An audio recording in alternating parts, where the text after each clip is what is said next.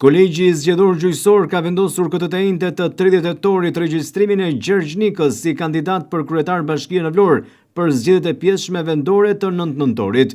Vendimi marrë unanimisht nga gjyqtarët e trupës së kolegjit zgjedhor, shfuqizon më parë refuzimin e Komisionit Shtetëror të Zgjedhjeve dhe konfirmon Nikën në listën e kandidatëve. Ky vendim hyn në fuqi me njëherë dhe është i formës së prerë.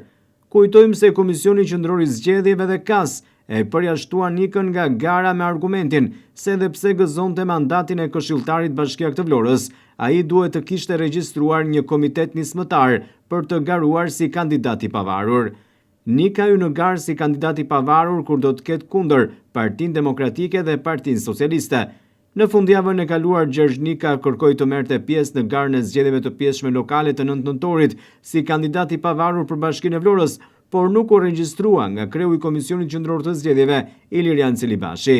Por kolegji zgjedhor gjyqësor ka rrëzuar Komisionin Qendror të Zgjedhjeve dhe KAS-in.